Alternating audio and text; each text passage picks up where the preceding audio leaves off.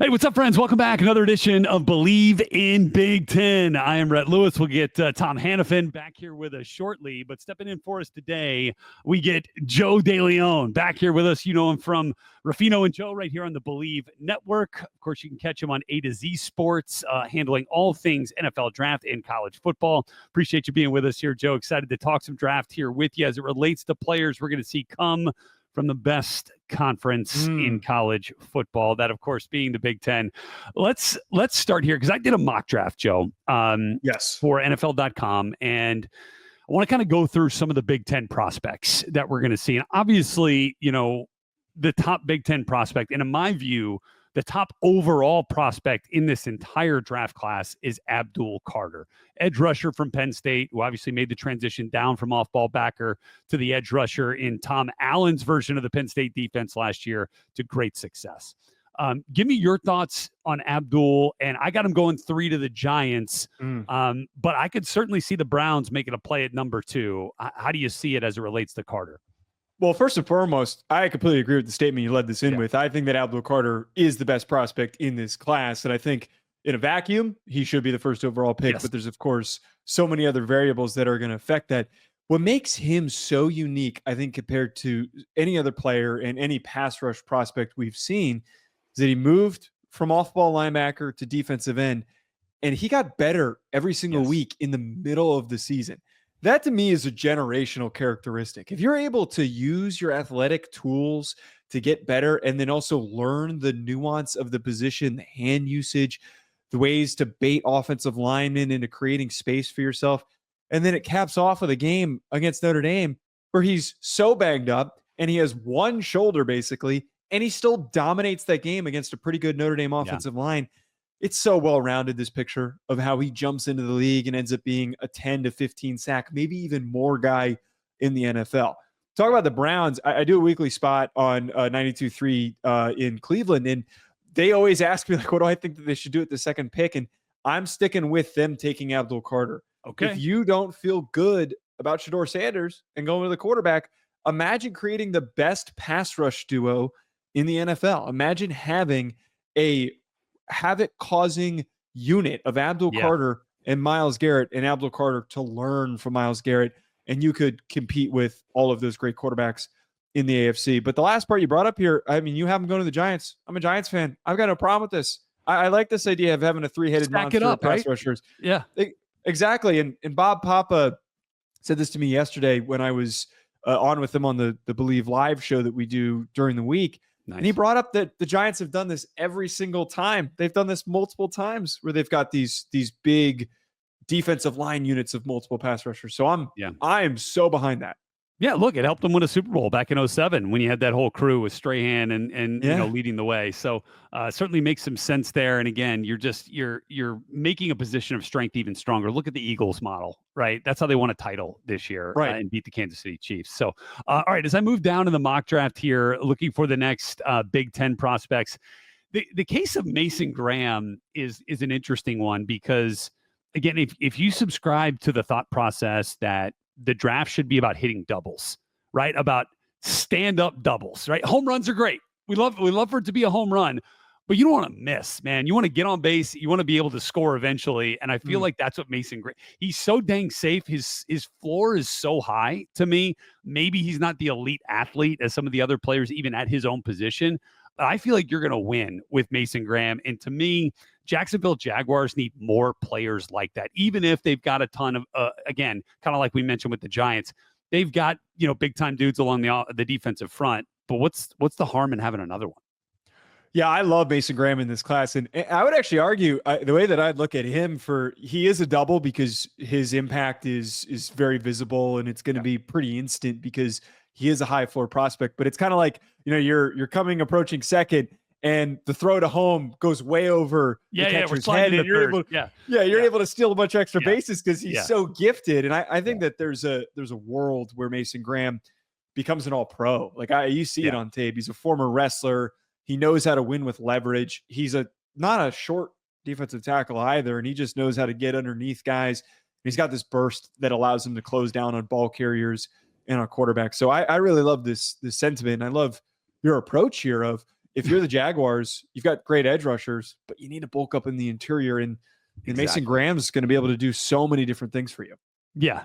And by the way, part of the reason why I had Abdul Carter available is at 3 is I the first time ever I decided to try my hand at a trade, and I moved the Raiders up to 2 to take Travis Hunter, which is a story for another day and another show, but maybe we can get into that down the road as we get closer to the draft here coming up. But I thought that was an interesting way to approach filling 2 needs with 1 player for the Las Vegas Raiders at corner and a wide receiver. But sticking with the Big Ten players here, we got to move to the 10th overall pick before we get the next player off the board. And to me, it's Tyler Warren. And again, I feel like this has kind of been the trend here with the Big Ten players in my mock draft is that I know the Bears have Cole Kmet, and I know that he has been a top 15, arguably top 10 tight end in the league for the Bears as of late. But look at what Ben Johnson is able to do with his creativity, what he did with Sam Laporta. And you bring Tyler Warren in, and he almost kind of fills the middle of the field in the way that a slot receiver might with some of the way, because obviously Keenan Allen is gone. You still have Rome Odunze and DJ Moore out there. And then you put 2 tight ends out there, and with the ways in which you can utilize Tyler Warren, Joe, I feel like you're winning if you're Ben Johnson with the creativity, and obviously if you're Caleb Williams with another really elite level pass catching prospect, in my opinion. Yeah, and I think that the big key with this in your mock draft is that if Ashton Genty's off the board, you need to go with the next best available weapon, and you had him going at pick 6 in your mock draft. So if you're the Bears here in this situation, Tyler Warren is another guy, another one of these Big Ten guys that's just super reliable, but also has the upside to develop into more than just a steady good starter. Tyler Warren, to me, is just this underrated athleticism that was able to be explored by Andy Kotelnicki, is that he just threw him in every possible circumstance. It was funny watching Theo Johnson, the other tight end last year, who's now a New York Giant. And I remember watching his tape and texting my co-host Ryan Roberts for A to Z Sports. I was like, this Tyler Warren kid, this was before the season. I'm like, this Tyler Warren might be better than. Yeah. Well, I didn't think this was going to happen, but I was like, he's a pretty good athlete. He might end up being a really good player. And it comes to fruition with the way that he was able to take over games. I think that, as you just mentioned there, though, that Brian Johnson's so creative. Could you imagine if he had 2 great tight ends and then somewhere later on they draft a running back? Warren can become such a weapon for Caleb Williams to connect with. Yeah, and the Bears are back on the clock at 39 and 41, which could squarely put them in the market for the Ohio State running back tandem. Speaking of Big Ten, if Travion Henderson doesn't end up going at the back end of the first round, which I still think is a possibility, but Quinshon Judkins could be there. There's options for them in a deeper running back class. And then the next player off the board is another Big Tenner, and this is kind of where I differ from some folks when it comes to the offensive line evaluations. Is I see, if not for the patella injury, and I know that's a hard thing to look past because it is a serious injury and it's more complicated than a standard ACL tear, but Ohio State's Josh Simmons, in my opinion, is the most talented true offensive tackle in this draft. And I think that the knee injury and there's some people who are a little bit turned away from him in the way he interviewed. There's at least some talk about that out there. I think he's going to end up going way higher than people think. And I think as a potential next step for Trent Williams, you could be getting a player that could give you similar impact down the road.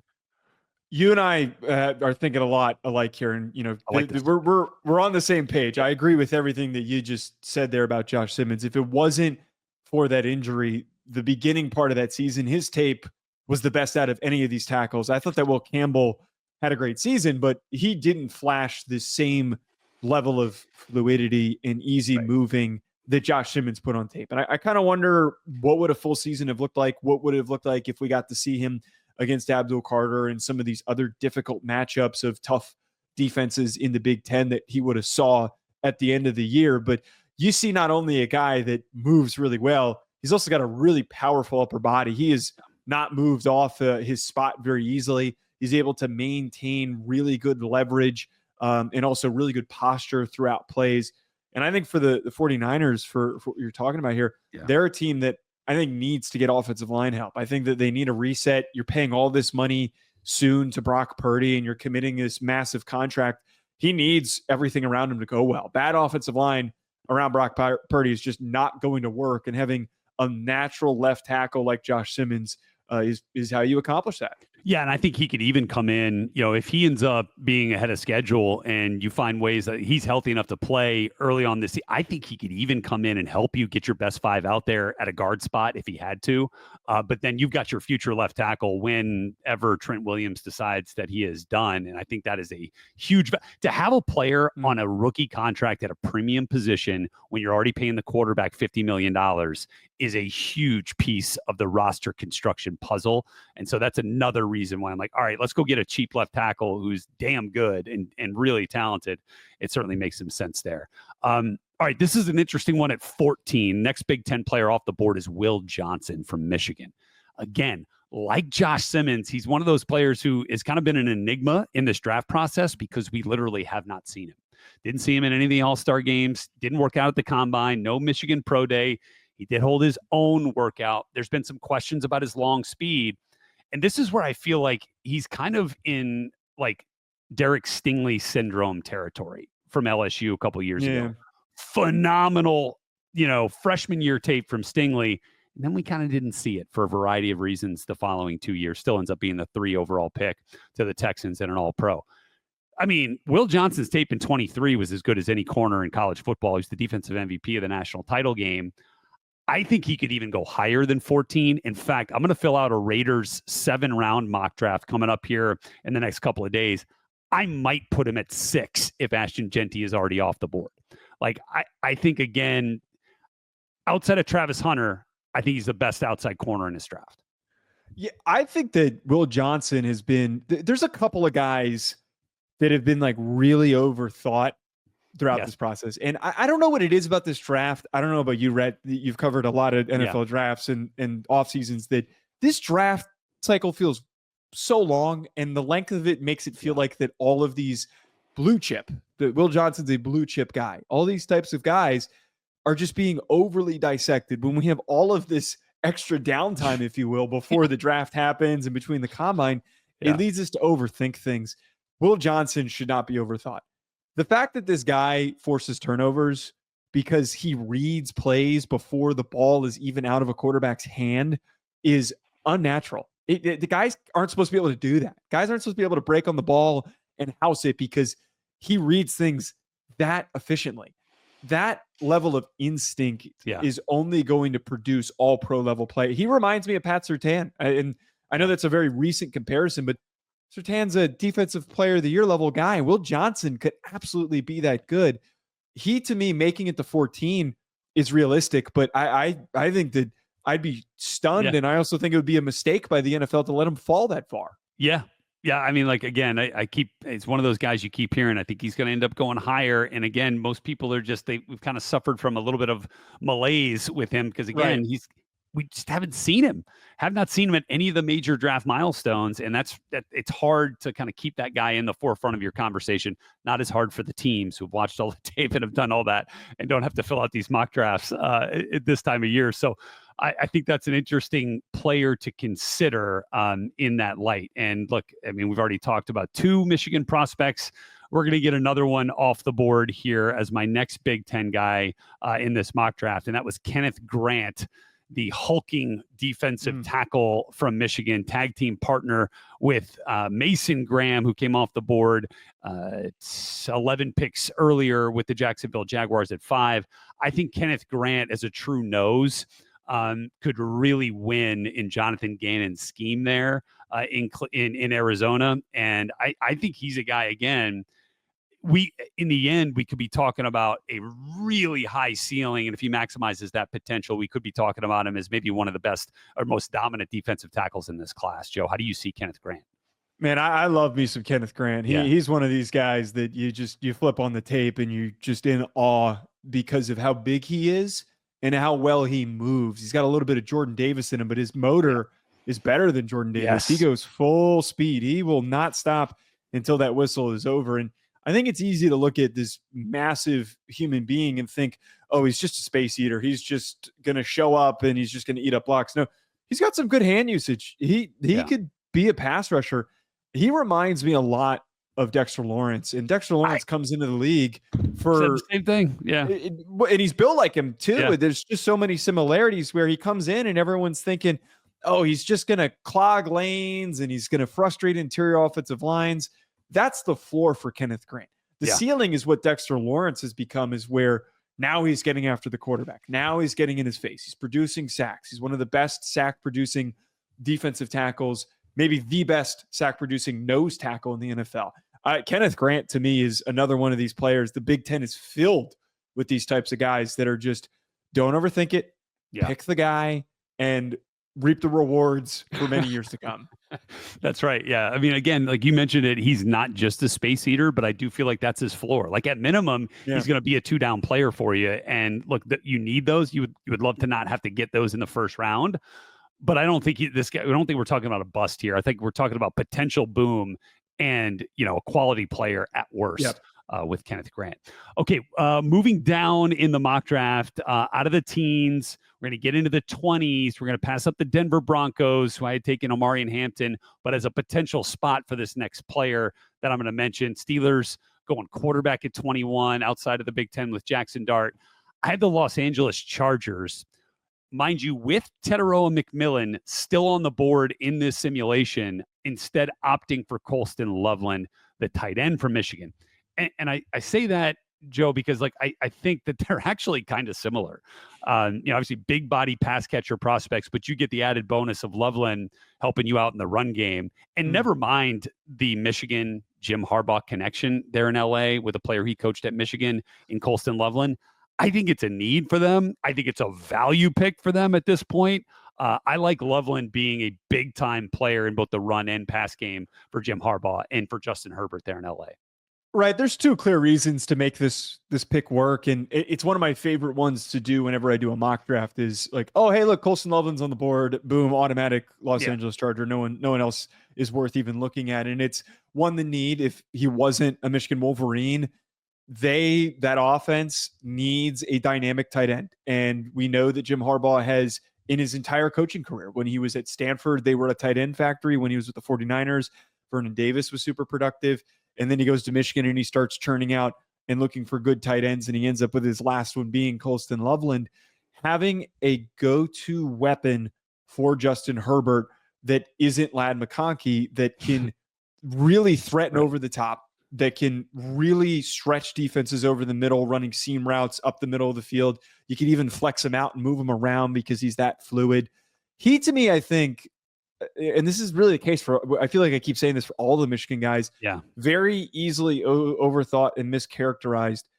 Him the most, though, because the Michigan offense was so bad this year. There were games where they just could only run the football. They could not throw it.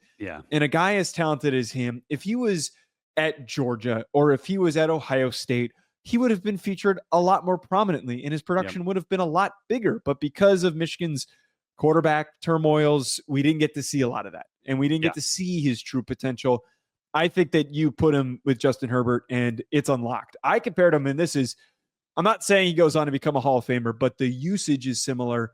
He reminds me of Travis Kelce. Travis Kelce is a vertically oriented tight end who in his early career was attacking up the middle of the field, vertical routes over the middle, deep concepts over the middle, and was just a bucket every single time Alex Smith or Patrick Mahomes went to him. And I think that Colston Loveland could be that. But the last part about that is, Harbaugh's drafted a couple of Michigan players last year. It's going to be very easy for him to turn and again know a known commodity of a player that he has coached, that he is going to show up and he's going to put in the work.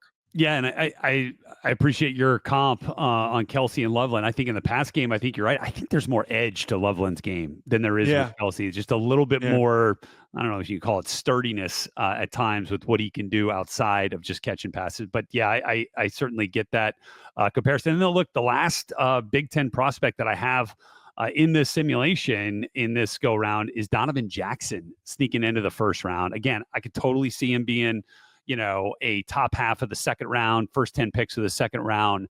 But again, looking at, what he was able to do kicking out to tackle, I think only helps it, and being pretty dang good at it as the games went on into the college football playoff, winning a national title at Ohio State. I got him going 27 to the Baltimore Ravens. They lost Patrick McCarry, who had started at right tackle for him last year and then ended up kicking inside to guard when they moved Roger Rosengarten out to the tackle spot. I think McCarry, who's now gone, you got a hole there, and I think Jackson's a guy you could plug in right away at guard. It could even get you out of a game at tackle into league, and I think that is again valuable commodity with limited game day roster space.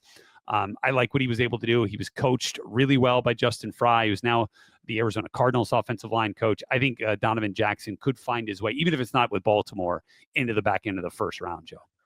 Yeah, I think that's very plausible. And Jackson's one of these guys that fits into this large chasm that starts at like pick 25, where there's not a million, but there's a good 30 players that could end up going in those final picks of the first round and the entire second round. There's just so many names that have similar grades by most people. And Jackson provides a lot of reliability. He's one of the most reliable prospects in this class. He's had a long career at Ohio State. He's played a ton of snaps, former 5-star kid.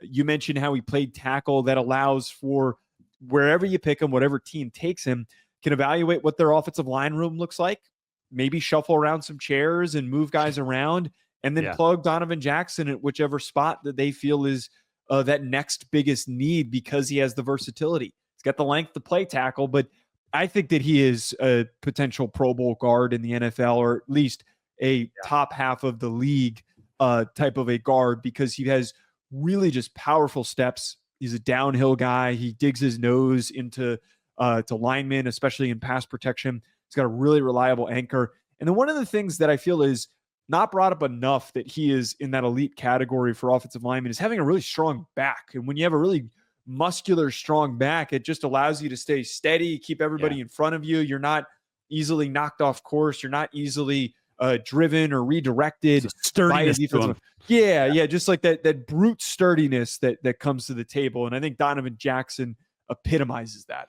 Yeah, and then lastly here, Joe, outside of the first round, again, I think Travion Henderson could find his way into the first round with a kind of like maybe like the Michelob Ultra version of Jahmyr Gibbs. Went to the Detroit Lions with that type of skill set. He's got great pass pro skills. How do you kind of see the Travion Henderson, Quinshon Judkins contrast with those two Ohio State backs? Yeah, I think that the first of the two of them that's going to go, and there's a lot of buzz right now for Travion Henderson to be that first one to go. I think it's got to be him. And one of the recent speculations is him maybe being a Denver Bronco. That's what the kind of the they're latest, visiting together. Yep. The latest whisper of maybe he goes in the first round. He's drafted that early, and he's a spark plug. He is a home run every single time you give him the rock and you scheme him open opportunities. And I really love that possible fit of being a Bronco, because we saw the production that Peyton got out of Alvin Kamara, and just scheming him space and giving a little bit of room to operate and turning that into home run plays. I also do value Quinshon Judkins. I really like him. Was stunned by how fast he ran at the combine, because you don't even see it on film. You don't even expect him to run as fast as Henderson, but it's a huge value. He's got that gear on top of being just so physical in short areas. I think a team that's already got that home run threat or like a big play back is going to take Judkins and just use him as that early down grinder in short area situations. And he's going to be able to carve out a pretty long NFL career. Excellent work, Joe. You're a stud, man. Appreciate you being with us here on Bleav in Big Ten. Love getting your takes on these draft players. It seems like we come from this with a similar mindset, and so we'll have to do this again. Maybe we'll just fill out a second round mock draft just for fun and see how that goes, comparing all these players. We certainly watched them all, and look forward to watching you again as our Bleav draft analyst, hosting every Tuesday and Thursday on Bleav YouTube. 12 noon. Check out what he had earlier in the week with Bob Papa, covering all the team shows, Rams, Bills, Vikings, so much more. Joe gets it done for us here on Bleav. Thanks for being with us, buddy. Appreciate you. Thanks so much, Rhett. All right, we'll catch you next time right here on Bleav in Big Ten.